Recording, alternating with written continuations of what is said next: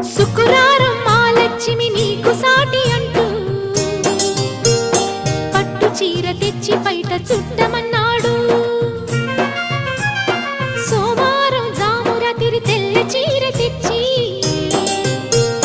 మల్లె పూల కాపడాలు పెట్టమన్నాడు. ఉత్సాహం ఆపేది కాదంట, ఉబలాటం కసిరేస్తే పోదంట.